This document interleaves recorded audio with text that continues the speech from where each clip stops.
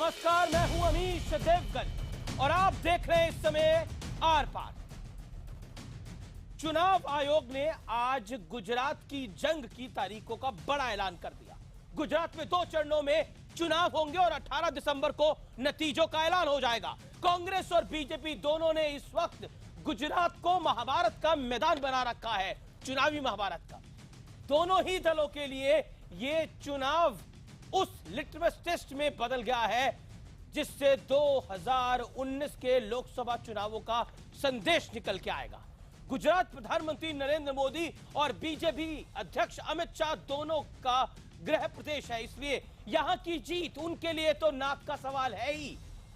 BJP कार्यकर्ताओं का हौसला भी गुजरात की जीत हार से बड़ी तरह से जुड़ा है। वहीं कांग्रेस को लगता है कि अगर गुजरात जीते तो 2019 में दिल्ली की गद्दी के लिए लड़ाई जोरदार होगी और इसी मुद्दे पर आज होगा अब तक का सबसे बड़ा आर पार। गुजरात जीते तो दिल्ली दूर नहीं, इसीलिए राहुल गांधी की फौज यानी कांग्रेस और नरेंद्र मोदी के सेना यानी बीजेपी दोनों वार पलटवार लेकर आमने सामने। 9th December for first phase and 14th December for second phase. Date of counting will be 18th December for both the phases.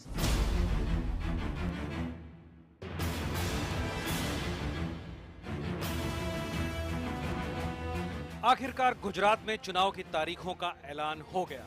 ऐलान से पहले ही कमर कस रहे योद्धा अब खुलकर मैदान में आ गए हैं। एक बार फिर मोदी के मैदान में कांग्रेस की अग्नि परीक्षा है। हमें पूर्ण विश्वास है कि भारतीय जनता पार्टी 3/4 से ज्यादा सीट प्राप्त करेगी, 150 प्लस। बीजेपी लाख कहे कि उसे एंटी इनकम्बेंसी का डर नहीं है, लेकिन पार्टी की बेचैनी उसका डर बयान करने के लिए काफी है। यही वजह है कि पार्टी आज भी नरेंद्र मोदी के करिश्मे का ही सहारा ले रही है। पीएम के बार बार हो रहे गुजरात दौरे और विकास कार्यों के ऐलान तो यही बताते हैं। हालांकि कांग्रेस का दावा है कि ये ऐलान किसी काम नहीं आएंगे, सरकार उसी की बनेगी। जीत रहे हैं, 22 साल के बाद में शासन कांग्रेस का बनेगा, ये सुनिश्चित है। प्रत्येक वर्ग जो है, एक भी वर्ग उनके साथ नहीं है। लेकिन कांग्रेस को इस बार भी अपने काम और अपनी जमीनी लड़ाई से ज्यादा अल्पेश, जिग्नेश और हार्दिक पटेल के समर्थन से उम्मीद है। अल्पेश ठाकुर तो कांग्रेस में वापसी कर ही चुके हैं और बीजेपी के खिलाफ ताल ठोक रहे हैं। आने वाली सरकार कांग्रेस की बनेगी, 125 प्लस लाने का हमने उनको वादा किया और 125 प्लस आएगी। पाटीदार आंदोलन के नेता हार्दिक पटेल को भी साथ लाने की कोशिशें जारी हैं। हार्दिक की राहुल गांधी से होटल में हुई गुपचुप मुलाकात भी चर्चा में है। मेरा स्टैंड एक ही है कि कांग्रेस पार्टी हमारे हितों की बात करेंगे तो हम बिल्कुल उनको समर्थन करेंगे और मुझे विश्वास है कि उनको अगर सत्ता में आना है तो आरक्षण के मुद्दे पर सही तौर से बात की जाएगी। लेकिन भाजपा की जहां तक बात है तो भाजपा पूरी तरह से नर्वस हो गई है, कहीं ना कहीं अपनी घटिया सोच से ये सीसीटीवी और जासूसी करना शुरू किया है। कोई दिक्कत वाला मामला नहीं है, लड़ाई खूब जारी है। कांग्रेस को लगता है कि अगर उसने गुजरात जीत लिया तो उसके लिए आगे की राह आसान होगी। वो गुजरात की जीत का सहारा लेकर 2019 में पीएम मोदी और बीजेपी का विजय रथ रोक देगी। वहीं बीजेपी के लिए भी लड़ाई करो या मरो की है। गुजरात गंवाकर वो ये नहीं दिखाना चाहेगी कि मोदी का करिश्मा खत्म हो गया है। लिहाजा गुजरात की सत्ता में वापसी के लिए उसने विकास के वादों से लेकर सियासी दांव-पेच के तमाम घोड़े खोल रखे हैं। हालांकि इंडिया टुडे और एक्सिस मार्क इंडिया का सर्वे गुजरात में बीजेपी की ही जीत दिखा रहा है। सर्वे के मुताबिक बीजेपी को 115 से 125 तो कांग्रेस को 57 से 65 सीटें ही मिलती दिख रही हैं, जबकि अन्य को सिर्फ 3। लेकिन सवाल ये है कि क्या सचमुच गुजरात एक बार फिर बीजेपी के पास वापस आएगा या फिर कांग्रेस 22 साल बाद गुजरात की गद्दी हथियाने में कामयाब होगी। और आखिर में लाख टके का सवाल ये कि क्या गुजरात की जीत या हार ही 2019 के चुनाव का भविष्य तय करेगी। आज इसी पर होगा आर पार। गुजरात जीते तो दिल्ली दूर नहीं। दिल्ली की दौड़ के लिए गुजरात की जीत का विश्लेषण सुनने लायक है और मैं आपको बताऊं ये बहुत जरूरी है आपके लिए सुनना। गुजरात के नतीजों से निकलेगा 2019 की जीत का रास्ता। गुजरात मॉडल देखकर देश ने चुना था नरेंद्र मोदी को प्रधानमंत्री। फिलहाल राहुल कांग्रेस अध्यक्ष बने तो गुजरात कांग्रेस की नाक का ये सवाल है। उसके बाद विपक्ष गुजरात चुनाव में ढूंढ रहा है एक संजीवनी। विपक्ष को लगता है उत्तर प्रदेश में हमने मुंह की खाई है, बीजेपी 325 के पार आई है, तो गुजरात में अगर कुछ दिख जाएगा, गुजरात में कुछ बड़ा मिल जाएगा, तो फिर 2019 से पहले एक बड़ा मौका होगा। मैं सीधा रुख करता हूं अपने पैनलिस्ट का। मेरे साथ डॉक्टर संबित पात्रा जुड़ रहे हैं, जो कि भारतीय जनता पार्टी के राष्ट्रीय प्रवक्ता हैं। मेरे साथ शिमला हिमाचल प्रदेश से लाइव है। मेरे साथ अखिलेश प्रताप सिंह है, कांग्रेस पार्टी के तीखे प्रवक्ता, कांग्रेस के कद्दावर नेता है, गांधी परिवार के नजदीक हैं और उत्तर प्रदेश से जुड़ रहे हैं। मेरे साथ सुधीन भदौरिया है, प्रवक्ता बहुजन समाज पार्टी के, बहुत दिनों बाद वापसी कर रहे हैं अपनी आर पार के अंदर। राकेश सिन्हा मेरे साथ मौजूद हैं, आरएसएस के विचारक, अपना व्यू पॉइंट शेयर करने के लिए पटना से मौजूद हैं राकेश सिन्हा साहब। और मेरे साथ इस देश की राजनीति के कई सावन देख चुके शेष नारायण सिंह हैं, इस देश के जाने माने पत्रकार, अपना व्यू पॉइंट शेयर करने के लिए। सबसे पहले संबित पात्रा, मैं आपके पास आता हूं।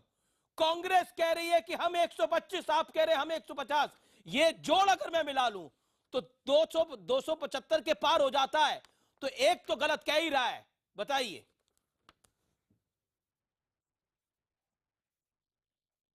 देखिए, कांग्रेस तो उत्तर प्रदेश में भी कह रही थी कि वो 300 से ज्यादा सीट लाएगी। कांग्रेस ने कहा था उत्तर प्रदेश को 7 पसंद है, मगर उत्तर प्रदेश ने 7 पसंद है, 7 सीट दिया था कांग्रेस पार्टी को। और देखिए अमीश जी, मैं ससम्मान कहना चाहता हूं, अहंकार पूर्वक नहीं कहना चाहता हूं। जहां तक ये गुजरात का बैटल है, आप लोग कह रहे हैं कि ये बहुत बड़ी परीक्षा है, मैं तो कह रहा हूं कि मोदी जी एकमात्र ऐसे कैंडिडेट हैं जो परीक्षा पे परीक्षा दिए जा रहे हैं। 2012 में जब चुनाव घोषित हुआ था गुजरात में, तब भी आप लोग कह रहे थे और कांग्रेस के लोग कह रहे थे मोदी जी के सबसे बड़ा परीक्षा है, क्योंकि इस परीक्षा में पास नहीं हो पाएंगे तो वो प्रधानमंत्री कैसे बनेंगे। उसके बाद 2014 में बहुत बड़ी परीक्षा है, प्रधानमंत्री कैसे बनेंगे। उसके बाद ये हरियाणा कैसे जीतेंगे, फिर परीक्षा हो गया। फिर उत्तर प्रदेश, ये परीक्षा अगर नहीं पास होंगे फिर तो गए काम से, फिर तो प्रधानमंत्री ही रहने नहीं देंगे। फिर वो 325 सीट आ गया। अब कह रहे हैं कि गुजरात की परीक्षा में पास हो। भैया, ये एग्जाम हो रहा है, एक ही विद्यार्थी परीक्षा पे परीक्षा दिए जा रहा है, दूसरा विद्यार्थी 36 एग्जाम में फेल होकर Guinness book of world record बना चुका है।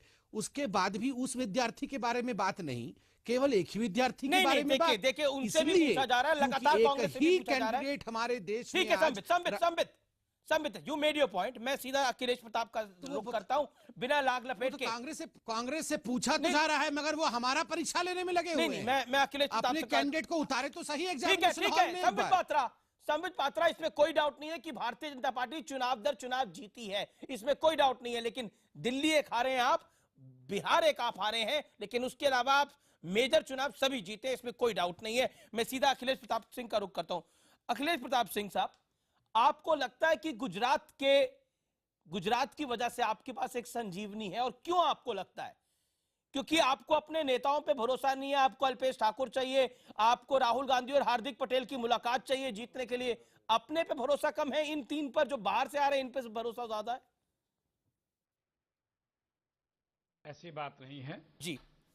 गुजरात का हर वर्ग, चाहे किसान हो, चाहे नौजवान हो, चाहे कारोबारी हो, चाहे मजदूर हो, कोई वर्ग ऐसा नहीं है, उसमें बीजेपी के भी लोग हैं, कि जो मोदी जी के 22 साल की हुकूमत से त्रस्त न हो, दुखी न हो।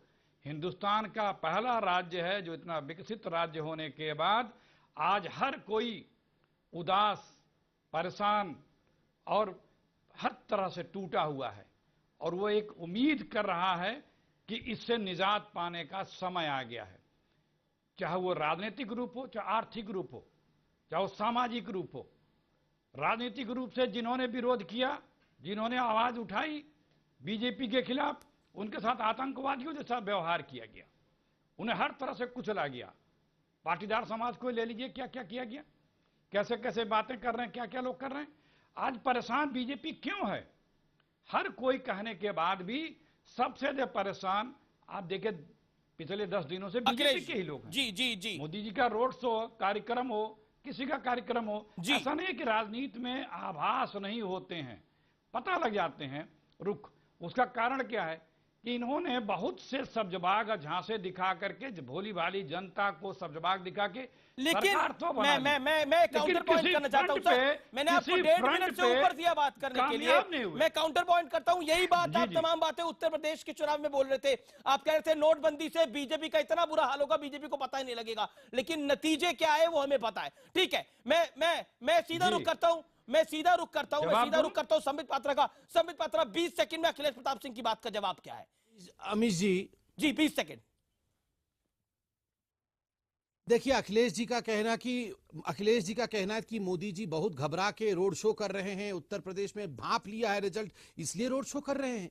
आप याद करिए, बिल्कुल यही लाइन अखिलेश प्रताप जी और कांग्रेस के प्रवक्ता कहते थे जब मोदी जी बनारस गए थे। बिल्कुल यही कहते थे कि देखिए, प्रधानमंत्री सब कुछ छोड़ के बनारस चले आए हैं, 3 दिन तक बनारस में रोड शो कर रहे हैं, उत्तर प्रदेश में बुरी तरह हार रहे हैं, 10 सीट नहीं मिलेगी। ठीक है सर, ठीक है। देखिए, मेहनत करना और घबराने में फर्क होता है। हमारे प्रधानमंत्री मेहनत करने वाले व्यक्ति है। कांग्रेस के पास आज एक मेहनती नेतृत्व नहीं है। राहुल गांधी प्रधानमंत्री नरेंद्र मोदी अपने गृह प्रदेश में जाते हैं, अपना चुनाव प्रचार करते हैं, तो इसमें हर्ज क्या है भाई? पोस्टर बॉय है बीजेपी के प्रधानमंत्री नरेंद्र मोदी, ब्रांड एम्बेसडर है बीजेपी के आज की डेट के अंदर। उनसे बड़ा नेता कौन है बीजेपी के अंदर? आज पोस्टर बॉय हैं, और जब आप लोग इनको शुरू किए थे तो रॉक स्टार बताते थे, आप ही लोग बताते थे। हमें कोई आपत्ति नहीं है। हम ये करें, आज परेशान हलाकान कौन दिख रहा है, खैर वो समय बता देगा। आज हर कोई दुखी क्यों है? पूरा हिंदुस्तान मोदी जी के निर्णयों, कार्यकाल से, इनकी सरकार से, इनके बीजेपी के आधे से ज्यादा लोग वोकल क्यों हैं? क्योंकि देश की जनता त्रस्त है। पर चुनावी सर्वेक्षण तो कह रहे हैं कि हिमाचल और गुजरात दोनों में बीजेपी आ रही है। जो माई एक्सिस पोल हुआ है वो कह रहे हैं बीजेपी आ रही है जीतकर, गुजरात के अंदर और हिमाचल प्रदेश के अंदर, दोनों के अंदर। जी, जो सर्वे आया है उसके बाद भी बीजेपी के लोग आश्वस्त क्यों नहीं दिख रहे हैं? क्यों परेशान है? कोई कहीं मिल रहा है, कोई कहीं बात कर रहा है, तो ये सबसे परेशान है। ये अपने उपलब्धि नहीं बता रहे भैया, अपने कार्यक्रम नहीं बता रहे। मुख्यमंत्री जी इनके आते हैं, इनके डिप्टी सीएम आते हैं, क्या बोल रहे हैं?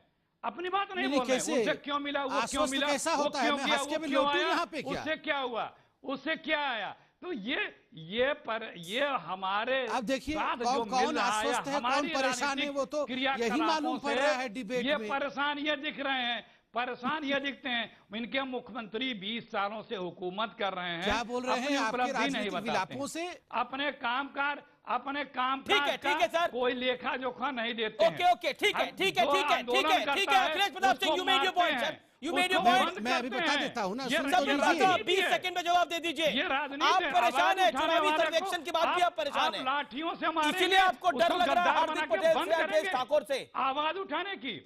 पूरे कारोबार कांग्रेस को अल्पेश ठाकुर के पीछे छुपना पड़ रहा है। देखिए, गुजरात के हर कारोबारी, मैं तो शांति से बोल रहा हूँ। कौन परेशान है आप खुद देखिए, डिबेट में देखिए कौन परेशान है।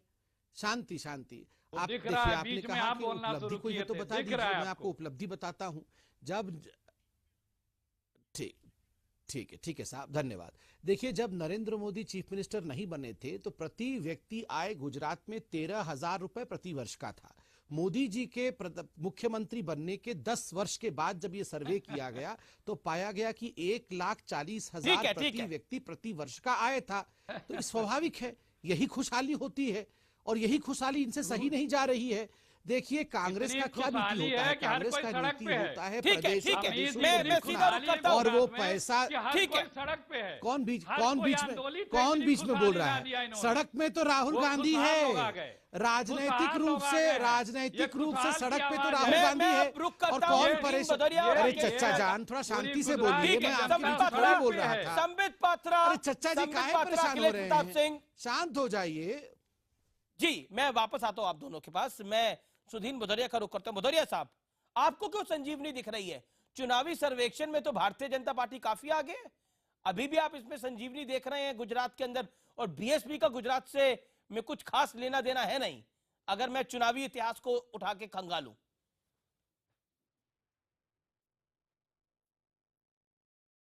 देखिए, गुजरात के अंदर जो आप इसको कह रहे हैं कि देश के लिए सबसे महत्वपूर्ण चुनाव है, और सभी आगे भविष्य के लिए एक कसौटी बन गया है, तो ऐसा नहीं है। चुनाव आते हैं जाते हैं, पर चुनाव में ये जरूर है गुजरात के कि प्रश्न उठेंगे। प्रश्न उठेगा ऊना का, जहां पर दलितों को उनकी पीठ को नंगा करके कोड़े बरसाए गए। प्रश्न पूछा जाएगा कि पटेलों के नौजवानों को किस तरह से दर्जनों लोगों को मार दिया गया गोली मार के। तो ये सारे प्रश्न हैं वहां पे विकास का भी प्रश्न है, वहां पर अन्य प्रश्न है जो तमाम वादे किए गए थे वो नहीं हुए। तो आपको लग रहा है गुजरात में विकास नहीं हुआ है? देखिए, गुजरात मॉडल को तो देश ने फॉलो करा है। मैं 2014 कह तो रहा हूं, अगर हुआ होता। अरे सुन तो लीजिए, मोदी जी वहां के, आपने खुद कह रहे हैं कि मोदी जी सबसे बड़े ब्रांड एम्बेसडर हैं, तो ब्रांड एम्बेसडर से पूछा जाएगा, क्योंकि ये कहते हैं कि जब ये नोटबंदी को हो जाने दीजिए, 50 दिन के अंदर पूरे देश की तस्वीर बदल जाएगी। ये जीएसटी हो जाने दीजिए। आज वहीं जीएसटी के खिलाफ वहां के व्यापारी सड़क पर उतरे हुए हैं, नोटबंदी के खिलाफ पूरा देश उतरा हुआ है। अरे तो उत्तर प्रदेश में नोटबंदी कहां चली गई थी जनाब? उत्तर प्रदेश में नोटबंदी कहां चली गई थी? उत्तर प्रदेश की जनता ने, आपने नोटबंदी का मामला उठाया, आपको आईना दिखाया कि ये देखिए बीजेपी की 325 और आपकी 19। हम यहाँ पर आपकी 300, बीजेपी की 325 और आपकी 19। दर्शक दीर्घा में बैठने के लिए तैयार है। हम अनीश देवगुन जी, हम दर्शक दीर्घा में बैठने के लिए तैयार हैं, आपका भाषण भी सुनने के लिए तैयार हैं। आपकी ऐसी इच्छा तो आप वो कीजिए, पर आपका प्रश्न है तो उत्तर मुझे देने दीजिए।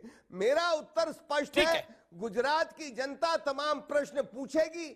चुनाव में हार जीत अलग बात है। गुजरात की जनता बाबा साहब पूछेगी, हारे जीते हैं, मायावती बौद्ध धर्म क्यों अपनाना चाहती है? गुजरात की जनता एक और सवाल पूछेगी जिसका जवाब आपको भी देना पड़ेगा। मैं राकेश सिन्हा आपका रुख करता हूं। Rakesh Sinha, reply to Sunil Bhadauria. अभी तत्काल रूप से देता हूं, गुजरात की जनता को भी देता हूं मैं। देखिए, आपने प्रश्न किया है तो आप भी सुनिए, नहीं, राकेश सिन्हा को बोलने दीजिए ना, सुने और देश की जनता भी सुने। बाबा साहब भीमराव अंबेडकर, हाँ मैं दे तो रहा हूं, अगर महात्मा बुद्ध को उस समय के हिंदू समाज की सारी समस्याएं न दिखाई दे रही होती तो वो दूसरा मार्ग लेने के लिए लोगों को आगे बढ़ने के लिए नहीं कहते। अरे पर मायावती तो महात्मा बुद्ध नहीं है ना। 2000 वर्ष तक का ये जो देखिए सर, मायावती तो महात्मा बुद्ध नहीं है ना। बाद उन्होंने आवाज बुलंद की। नहीं, राकेश सिन्हा, लेट राकेश सिन्हा रिस्पॉन्ड। राकेश सिन्हा अभी तक डिबेट में नहीं आए हैं। राकेश सिन्हा, राकेश सिन्हा, राकेश सिन्हा रिस्पॉन्ड। राकेश सिन्हा की बात नहीं सुनना चाहते हैं आप, अनावश्यक रूप से। ये भदौरिया साहब शांत हो तो मैं बोलूं। आप बोलिए, अपनी बात कहिए। ये तो शांत होंगे नहीं। देखिए, मैं एक बात कहना चाहता हूं, 2014 के बाद इस देश में एक बड़ा महत्वपूर्ण परिवर्तन हुआ, जिसकी ओर संबित पात्रा ने ध्यान दिलाया कि 2014 के बाद जो भी चुनाव होता है उसका सिर्फ राजनीतिक महत्व नहीं है, उसका वैचारिक भी महत्व है, उसका अंतर्राष्ट्रीय महत्व है। उत्तर प्रदेश के चुनाव पर जितना New York time, Washington post, guardian अखबार ने लिखा, उससे अधिक अभी गुजरात के चुनाव पर आप देखिए इंटरनेशनल कवरेज कितना हो रहा है। इसका कारण है कि एक अंतर्राष्ट्रीय ताकतों और मौन रहकर अपनी अरे आप मौन कहाँ है? तो मैं इस बहस में हिस्सा नहीं लेना चाहता। अरे आप मौन कहाँ है? आपकी तो पूरी बात सुनी गई। अरे भदौरिया साहब, अगर ये मौन है, आप यहाँ ये पब्लिक रैली में आप नहीं हैं। मैं अरे भदौरिया साहब, पब्लिक रैली में आप नहीं है। मैं अपनी बात। अरे सर, ब्रेक के बाद भी मौका मिलेगा। अगर मौन को इस डिबेट के अंदर है तो शेष सुनाए देंगे। अभी तक सहारनपुर का प्रश्न है, अरे ऊना का प्रश्न है, अरे सहारनपुर कहां से आ गया गुजरात के अंदर? नजीब का प्रश्न है और रोहित वेमुला का प्रश्न है। ये प्रश्न है, भदौरिया जी को बोलने मन नाराज है, आवाज बुलंद होगी। अमीश जी, भदौरिया जी को प्लीज डिस्टर्ब मत करिए, नहीं तो हिंदू धर्म छोड़ के चले जाएंगे। अमीश जी, मैं अपनी बात। राकेश सिन्हा, मैं माफी चाहता हूं, मुझे ब्रेक के लिए रुकना पड़ेगा। अरे आप अपना गला संभालिए, आपको अभी बहुत चिल्लाना पड़ेगा। आप अपना ब्रेक लेने नहीं, मैं भी अपना गला संभालता हूं और व्यूअर्स को बोलता हूं अपने कान संभाले। और ब्रेक के बाद हम वापस आ रहे हैं, क्योंकि यार पार आज बेहद जोरदार है, क्योंकि ये सबसे बड़ी पॉलिटिकल बैटल है।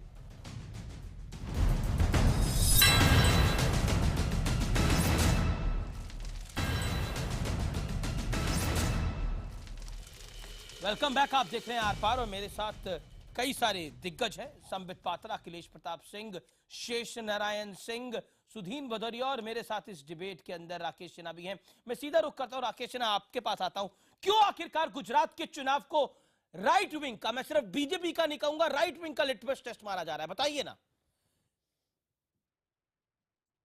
देखिए, इसका एक बड़ा कारण है, बहुत बुनियादी सवाल पूछा आपने। मैं कई डिबेट में गया लेकिन यह सवाल नहीं उठाता। देखिए, 1973 की घटना शेष नारायण सिंह जी इस पर अच्छी तरह से प्रकाश डालेंगे। 73 में जयप्रकाश नारायण का जो बिहार में आंदोलन शुरू हुआ, उससे पहला आंदोलन गुजरात में शुरू हुआ, नव निर्माण समिति का आंदोलन। अब बाबू भाई पटेल के नेतृत्व में पहली बार गैर कांग्रेसी सरकार ठोस रूप से गुजरात में बनी। मोरारजी देसाई ने उस वक्त एक आमरण अनशन किया था और इंदिरा गांधी की सत्ता वास्तव में लड़खड़ाना वहां से शुरू हुई थी। तब से जो एक एक्सपेरिमेंट प्रयोग शुरू हुआ, वह प्रयोग जाकर अब हिंदुत्व का जो एक राष्ट्रीय नैरेटिव है, नेशनल नैरेटिव है, वो गुजरात उसकी एक बहुत बड़ी एक सकारात्मक प्रयोग। एक दो बातें मैं इसी कह के अपनी बात समाप्त करना चाहता हूं। देखिए, चुनाव में जीते हारे कौन, चूंकि हजारी प्रसाद द्विवेदी ने कहा था कि राजनीति विद्युत की तरह चंचला होती है, कोई कह नहीं सकता है। लेकिन दो बातें यहां बहुत महत्वपूर्ण है। कांग्रेस जिस राजनीति को पुनर्जन्म दे रही है, वो प्रतिक्रियावाद की राजनीति है। जातिवाद के आधार पर, पहचान की राजनीति के आधार पर जो कांग्रेस गठजोड़ बनाना चाहती है, वो देश के लिए, गुजरात के लिए, लोकतंत्र के लिए, पंथनिरपेक्षता के लिए बहुत ही खतरनाक संकेत है। उत्तर भारत की राजनीति को कांग्रेस गुजरात में जाकर इंपोज करना चाहती है। यह ठीक नहीं है। देखिए, गुजरात में सामाजिक आंदोलन शुरू हुआ। मैं अपनी बात समाप्त कर दूं 10 सेकंड में। सामाजिक आंदोलन शुरू हुआ, कुछ मुद्दों को लेकर शुरू हुआ। उस आंदोलन की कुछ अपेक्षाएं थी, एस्पिरेशनल एज में लोग हैं, लेकिन उस आंदोलन का जो राजनीतिकरण किया जा रहा है और बंदरबाट की जा रही है, गुजरात के लिए अच्छा नहीं है। ठीक है सर, मैं शेषनारायण सिंह के पास आता हूं। शेषनारायण सिंह, विपक्ष गुजरात चुनाव को संजीवनी की तरह देख रहा है या फिर आपको लगता है ये उलट है इसके? बिल्कुल नहीं, संजीवनी है। अगर वहाँ वो जीतते हैं तो वो, अभी राकेश ने जो बात कही, बहुत ही इंपॉर्टेंट बात है, वो मेरा ख्याल है सबको जानना चाहिए। वो जयप्रकाश जी का आंदोलन बिहार में परवान चढ़ा, और लेकिन असली तो शुरुआत तो वहीं हुआ था, गुजरात में ही, जिसको हम बिहार आंदोलन के नाम जानते हैं, 74 वाला, 73 में ही शुरू हो गया था वहाँ। तो वो उस आंदोलन के बाद काफ़ी कुछ बदला था, और चिमन भाई पटेल मुख्यमंत्री थे कांग्रेस के। बाद में हालांकि वो कांग्रेस के घोर विरोधी हो गए, तो वो वहाँ पे उनको जो नाम दिया गया था, वो मेरा ख्याल है टीवी चैनल पे, लेकिन कहा भी जा सकता है, उनको चिमन चोर कहा जाता था। तो वो उनकी सरकार गिरी और सारी दुर्दशा हुई। और हम और सुधीन भदौरिया चिमन भाई पटेल को खूब गरियाते थे। 89 की बात अलग है कि चिमन भाई पटेल हम लोगों के साथ आ गए थे, मतलब कांग्रेस विरोधी हो गए थे। तो कुल मिला के गुजरात के इतिहास में 4 इंपॉर्टेंट साल हैं जिनको मैं बताना चाहता हूं। 2017 वो इंपॉर्टेंट साल है? नहीं, 2017 वही तो बताने चला हूं। 1947 इंपॉर्टेंट साल था, 46 जब इलेक्शन पहली बार हुआ जी। और उसके बाद ये जो बाबू भाई पटेल का जो अभी जिक्र हुआ, चिमन भाई पटेल जब मुख्यमंत्री थे, और दूसरा जब अयोध्या से, सोमनाथ से अयोध्या आडवाणी जी चले, तो बहुत बड़े पैमाने पे मंथन हुआ, शिफ्ट हुए लोग। और उसके बाद उतना ही इंपॉर्टेंट मुझे लगता है कि 2017 का साल है। और कांग्रेस जो है, कांग्रेस के लिए अगर जीते, जो आपने बात हेडलाइन में लगाई, अगर जीते तो कांग्रेस के लिए ये बहुत बड़ी घटना होगी। लेकिन ओपिनियन पोल सजेस्ट कर रहे हैं, ओपिनियन पोल की काहे की बात करते हैं? ओपिनियन पोल हम भी जानते हैं, तुम भी जानते हो। ओपिनियन पोल की चर्चा न करें, क्योंकि ओपिनियन पोल की जो बातें हैं उनको उस चक्कर में मुझे लगता है बीजेपी वाले भी विश्वास नहीं कर रहे। ठीक है, मैं संबित पात्रा आपके पास आऊंगा, मैं अखिलेश प्रताप सिंह आपके पास भी आऊंगा, लेकिन सुधीन भदौरिया गुस्से में डिबेट के बीच में से उठ के चले गए थे। उनको लग रहा था उनकी बात को मौन करा गया है, लेकिन सुधीन भदौरिया, मैं बता दूं, आर पार के अंदर किसी की बात को हम मौन नहीं करते। आपकी बात को पूरी तरह से सुना गया। जब आपने 2 मिनट बोल लिया, उसके बाद हम राकेश सिन्हा के पास गए, लेकिन उनकी बात 10 सेकंड नहीं हुई, आप फिर भी बोल रहे थे। लेकिन आप अपनी बात को कंप्लीट करिए। देखिए, 2 बातें मैंने आपसे पूछी। एक तो गुजरात चुनाव को आप संजीवनी देख रहे हैं, दूसरा मायावती को क्या ये बोलने की जरूरत पड़ी मैं हिंदू धर्म को छोड़ दूंगी, बौद्ध धर्म की तरफ चले जाऊंगी गुजरात चुनावों से ठीक पहले? क्या करना चाहती हैं वो, बताइए, मैसेज क्या है? 40 सेकंड का टाइम है आपके पास सर। देखिए, हाँ, मैसेज देखिए ऐसा है, अभी शेष नारायण जी कह रहे थे और उन्होंने जयप्रकाश नारायण जी का नाम लिया, तो जयप्रकाश जी हमेशा कहते थे, चुनाव हो या संघर्ष हो या कोई राजनीति का परिप्रेक्ष्य हो, हर समय हर नई किताब लिखी जाती है। ये नहीं है कि पुराना कुछ हुआ था तो वही इस बार भी होगा, दोहराएगा नहीं। नया इतिहास है और इतिहास आगे बढ़ता जाता है। और मैं ये बतला दूं, जो आपने प्रश्न किया है बहन मायावती जी पर, तो मैं ये बतला दूं कि शुभ होकर लोग विद्रोह करते हैं। महात्मा बुद्ध ने भी उसीलिए उस समय 2500 वर्ष पहले जो जुल्म और अन्याय था उसके खिलाफ आवाज बुलंद की। बाबा साहब भीमराव अंबेडकर ने अपने जीवन में पूरे समय इस आवाज को बुलंद किया। बहन मायावती महात्मा बुद्ध नहीं है सर, जी ऊना की मायावती घटना से लेकर महात्मा बुद्ध नहीं है। सहारनपुर से शुभ है। अब आप फिर शुरू हो गए सर, 1.25 मिनट हो गए बोलते हुए। आप देखिए, अगर ये तरीका गलत, मैं 1 सेकंड में, मैं 5 सेकंड में बात खत्म करता हूं। 15 सेकंड लीजिए जनाब। मायावती जी शुभ है सहारनपुर से लेके ऊना तक, इसलिए उन्होंने उस गुस्से को इजहार किया है और ठीक है, ऊना तक, बर्दाश्त नहीं करेंगे, इसीलिए उन्होंने संसद से इस्तीफा दिया है। Now this is the political message Mayawati wants to give. Okay, Sambit Patra, now this is evident. Mayawati एक पॉलिटिकल मैसेज दे रही है ऊना से लेकर सहारनपुर की बात करके। What is the counter point Sambit Patra? 30 second and no press conferences please. मेरा काम है इंटरवीन करना, मैं करूंगा। No press conferences. Sambit Patra 30 second. देखिए मैं 2 चीजें कहना चाहता था, इसका भी जवाब देता हूं, मगर इससे पहले अब देखिए गुजरात में बार बार यहां शेष जी बैठे हैं। शेष जी, क्या यह हकीकत नहीं है? खुद कांग्रेस ने माना है चुनाव कहां लड़ा जाता है और कहां जीता जाता है। चुनाव जमीन पे लड़ा जाता है और बूथ लेवल पे जीता जाता है। आज चुनाव में अल्पेश को पुनः कांग्रेस में लाने की बात कर रहे हैं, जिसके पिताजी ऑलरेडी कांग्रेस में है, और जो अल्पेश पुनः कांग्रेस से लड़ने की बात कर रहा है, ऑलरेडी लड़ चुका है पहले। तो दूसरों के कंधों पर रख के बंदूक चलाने की जो कोशिश हो रही है कांग्रेस की, ये दिखाता है कि कांग्रेस के बूथ लेवल पे कोई कार्यकर्ता नहीं है, कोई संगठन नहीं है। जिसका संगठन नहीं होता है वो कभी चुनाव जीत नहीं सकता। दूसरी बड़ी बात है, यहां महत्वाकांक्षा की लड़ाई हो रही है।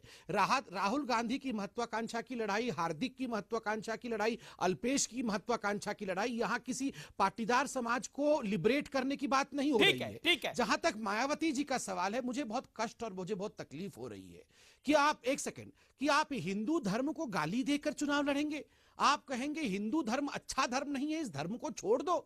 मैं अपील करता हूं सुधींद्र जी, यह तरीका नहीं है। चुनाव में हारे या जीते, मैं अपनी मां को, मैं अपने धर्म को कहूं कि ये धर्म नहीं है, आप इस धर्म को छोड़ दीजिए। मतलब आप बाबा साहब क्या आप में ये हिम्मत है? भीमराव अंबेडकर को पढ़िए। क्या आप में हिम्मत है इस्लाम के लिए कहने के लिए? आप ज्ञान देना चाहते हैं बाबा साहब? अरे भैया, क्या आप में हिम्मत है इस्लाम के लिए ऐसे कहने के लिए?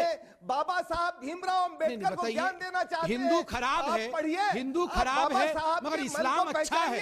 मतलब हिंदू खराब है, इस्लाम अच्छा है। इस्लाम को किसी ने अच्छा नहीं बोला।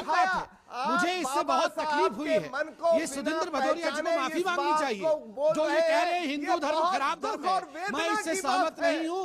सुधींद्र जी को माफी मांगनी चाहिए। बात है कि आपने बाबा ये हिंदू धर्म की अपमान कर रहे हैं, किसी और धर्म के लिए करते हैं तो बख्शे नहीं जाते। अपमान किया आप बाबा साहब के विचारों का अपमान कर रहे हैं।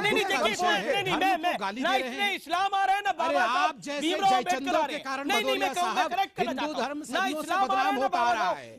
भीमराव अंबेडकर आ रहे हैं, आप इसके धर्म को बदनाम कर रहे हैं। नहीं, लेकिन ठीक है, Akhilesh Pratap Singh is raising his finger. Okay, आप मौलाना बन जाएंगे। बाबा साहब आप मौलाना बन जाएंगे है आपका बाबा साहब। आप अरे बाबा साहब कहां से आ गए? महात्मा बुद्ध, बाबा भीमराव बन जाइए मौलाना भैया।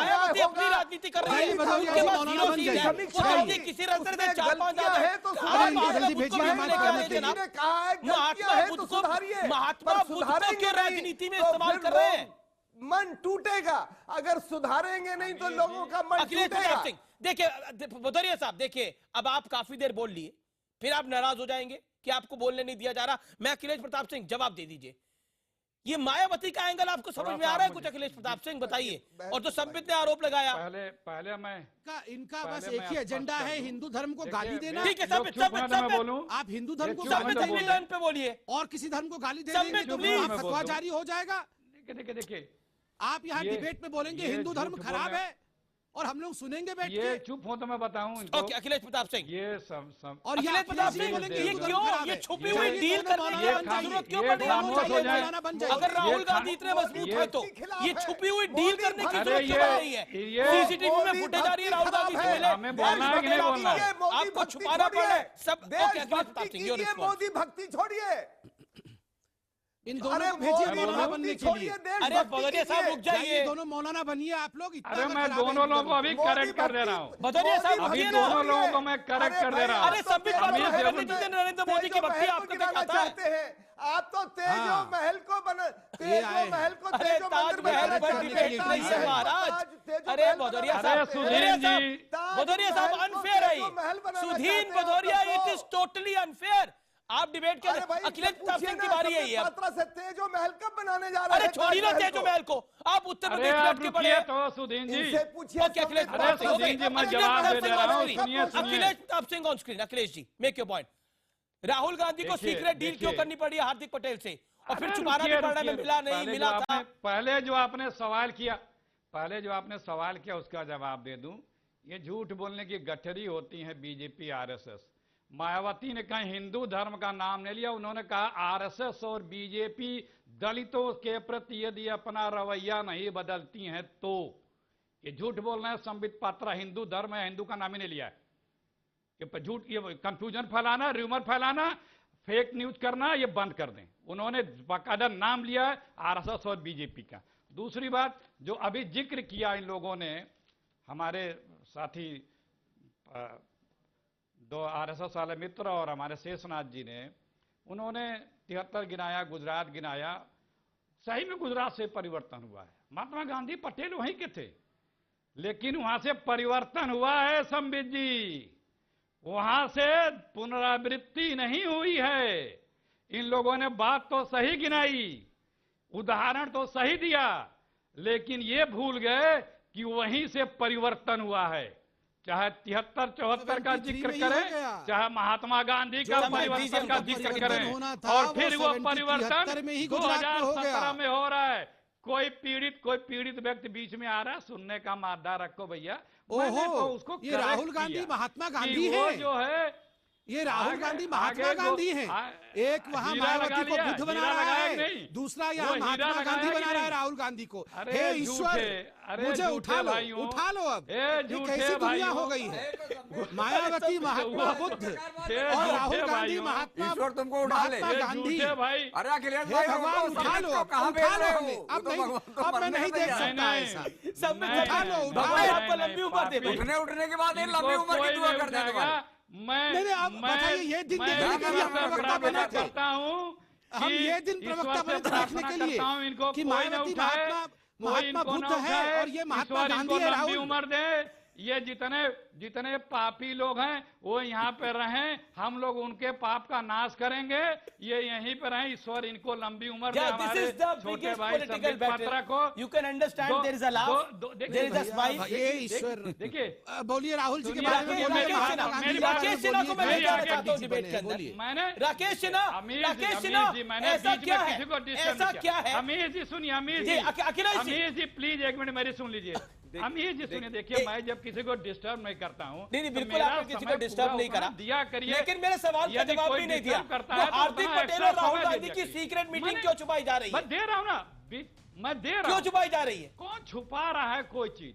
देखिए यहाँ पे जितने लोग क्या दे रहे हैं, बैग दे रहे हैं, क्या दे रहे हैं, उत्तर दे रहे हैं कि बैग दे रहे हैं? जितने आरएसएस और बीजेपी के लोग बैठे हुए हैं, वो हर बात में राहुल गांधी, हार्दिक पटेल और ये अल्पेश राकेश सिन्हा क्यों आरएसएस को राहुल गांधी को दिया है जो बात बोल रहे हैं? राकेश सिन्हा जवाब। देखिए मैं पहले मैं सुधींद्र भदौरिया जी को एक छोटा जवाब दे देता हूं। बहुत परिपक्व व्यक्ति हैं सुधींद्र जी। एक तो हिंदू धर्म और बौद्ध धर्म के दर्शन में, व्यवहार में कोई बुनियादी अंतर नहीं है। बौद्ध धर्म तो हिंदू धर्म के सुधार के लिए आया, और इंडियन ओरिजिन ऑफ रिलीजन जितने हैं, जैन हो, बौद्ध हो, सिख हो, आप उसमें बाइनरी मत क्रिएट कीजिए। अगर बुनियादी अंतर नहीं है तो महात्मा बुद्ध ने मुझे बोलने दीजिए, आप मुझे बोलने दीजिए। आप ऐसा क्यों व्यवहार कर रहे हैं? अरे भाई बाबा सुधींद्र जी, आप बहुत परिपक्व राजनीतिज्ञ हैं, पुराने राजनीतिज्ञ हैं। अगर आप बोल दीजिए, आप 45 मिनट बोलिए, मैं चुप हो जाता हूँ। नहीं भदौरिया साहब, आप बोलिए, आपको मैं पूरा अपना समय दे रहा हूँ। राकेश को बोलने दो भाई। रूप से आपको निमंत्रित करता हूँ इस नहीं के लिए। अरे आप मुझे अपनी बात कहने दीजिए, आपको जो कहना वो कहिएगा। बाबा साहब महात्मा बुद्ध से लेके राकेश सिन्हा में ये सार्वजनिक सेमिनार आयोजित करेंगे, हम आप बोलेंगे एक एक घंटे था तो उन्होंने ये मार्ग क्यों अपना देखिए मैं सेमिनार नहीं कर रहा सर, मैं सेमिनार नहीं कर रहा, ये हाथ जोड़ के विनती करता हूँ, मैं पॉलिटिकल डिबेट कर रहा हूँ। ये तो आज बहुत दिनों पर महात्मा बुद्ध ने बुद्ध धर्म को क्यों बताया, उस पर डिबेट नहीं है। मैं करूंगा तो बोलिएगा विस्तार से इसके बात को ऊपर। रखेंगे तो मुझे हस्तक्षेप करना अरे पड़ेगा। आप हस्तक्षेप करिए, लेकिन किसी को बोलने देंगे ना सर। उसका उत्तर मैं दूंगा। सुधीर भदौरिया, ओके 20 सेकंड में राकेश मैं बोलूं नहीं, अगर गलत बात रखेंगे तो मुझे अरे तो आप डिसाइड नहीं करेंगे ना कौन गलत बोल रहा है, कौन सही बोल रहा है। आप अपनी टर्न पे बोलिए सर। राकेश सिन्हा, राहुल फोबिया, आप लोगों को सवाल का जवाब दीजिए सीधा। देखिए मैं इतना बता दे रहा हूं कि इस देश में अनटचेबिलिटी को नारा बना के राजनीति करके लोगों ने वोट की राजनीति की। मोहन भागवत जी ने 2014 में जो कहा उसका जमीन पर परिणाम देखिए, वो आपको दिखाई पड़ रहा है, दिखाई पड़ेगा। जब उन्होंने कहा एक कुआं, एक शमशान, एक मंदिर, तो उसका निहितार्थ है। हम महाराष्ट्र में, गुजरात में गांव-गांव सर्वे करके अनटचेबिलिटी के खिलाफ, भेदभाव खिलाफ लड़ाई लड़ रहे हैं। मायावती जी की तरह नारा देकर दलितों को दलित बनाकर नहीं रखना ठीक है, मुझे अंतराल लेना मायावती जी को पड़ेगा। दलित आंदोलन, ब्रेक का वक्त है, मुझे ब्रेक लेना पड़ेगा। मैं ऑलरेडी ओवर चला गया हूं, छोटा सा अंतराल लेता हूं, वापस आ रहा हूं। लेकिन ये पॉलिटिकल बैटल में बड़ा खुलासा क्या है, बड़ी खबर क्या है, ब्रेक के बाद।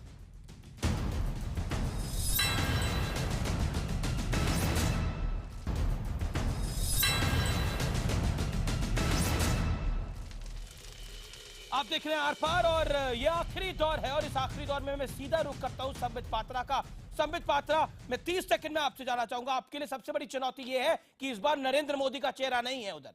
नरेंद्र मोदी मुख्यमंत्री के उम्मीदवार नहीं है, इसीलिए आपके लिए दिक्कत है 22 साल में ही।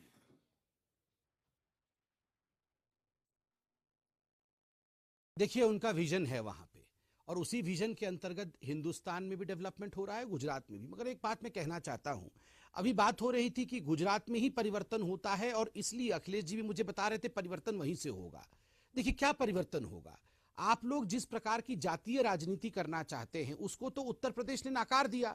उत्तर प्रदेश में सुबह से शाम तक जातीय राजनीति का ही कार्ड खेलती रही कांग्रेस पार्टी, समाजवादी पार्टी और बसपा, और आज पुनः उसी जातीय राजनीति को री इन्वेंट करने का जो प्रयास आज गुजरात के क्षेत्र में किया जा रहा है, मुझे लगता है जिस प्रकार से उत्तर प्रदेश और हिंदुस्तान ने नकारा है 2014 में और 2017 में, ठीक उसी प्रकार गुजरात के इलेक्शन में भी जातीय राजनीति से ऊपर एस्पिरेशन की राजनीति, करोड़ों लोगों के एस्पिरेशंस क्या मीट हो पाएंगे और कौन वो व्यक्ति है जो इस प्रकार एस्पिरेशंस को आगे बढ़ा पाएगा। मुझे लगता है अगर उस पटल में देखा जाए तो एकमात्र नाम आता है नरेंद्र मोदी। आप खुद सोचिए, क्या नरेंद्र मोदी वर्सेस राहुल गांधी में।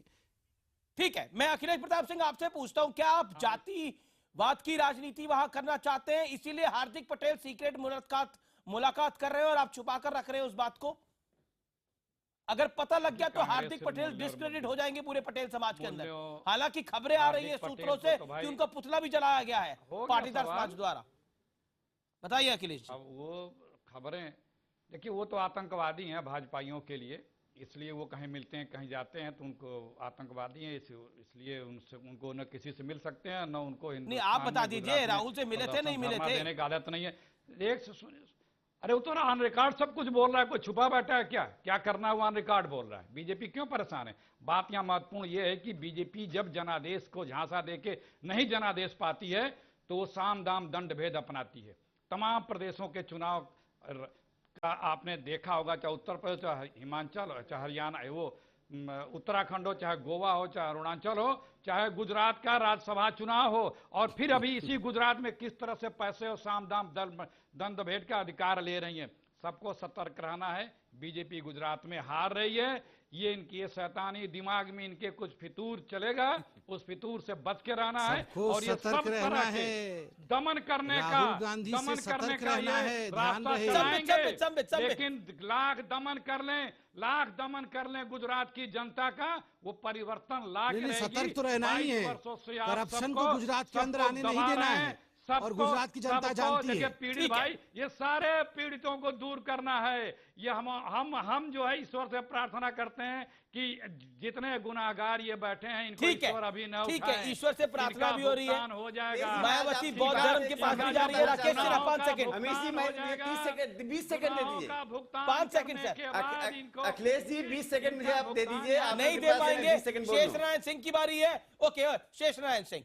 नहीं, ये चुनाव बहुत ही दिलचस्प होने इसलिए जा रहा है कि राम का जब रथ यात्रा में आडवाणी जी निकले, उसके बाद इनके आरएसएस के कार्यकर्ताओं का जो हुजूम था, ये चुनाव जो जीतते रहे ये लोग, केशुभाई पटेल चल गए अब तक, उसी का योगदान है। और कांग्रेस के पास कार्यकर्ता कम थे, लेकिन ये जो 3 आ रहे हैं, जो उनके पुराने नेता हैं, वो तो सब आउट ऑफ डेट हो चुके हैं। ये जो तीनों आ रहे हैं जी, ये राकेश बेहतर बताएंगे, कार्यकर्ताओं का हुजूम इनके साथ है। ठीक है, इसलिए चुनाव बहुत ही दिलचस्प होने जा रहा है। आगे आगे देखिए होता है जी। बहुत बहुत शुक्रिया आप तमाम लोगों का हमारे साथ जुड़ने के लिए। लेकिन इस बात में भी कोई दो राय नहीं है कि ऐसा होता है कि चुनाव से पहले बहुत सी सुखबुगाहटें होती हैं और ये कहा जाता है कि सब पार्टियां हुंकार बरती हैं कि हम जीत रहे हैं, लेकिन नतीजा जो होता है वो असल में पूरा निर्णय कर देता है। लेकिन फिलहाल ऐसा लग रहा है कि इस चुनाव के अंदर कांग्रेस भी जोर लगा रही है और भारतीय जनता पार्टी को पता है कि इस बार उसका जीतना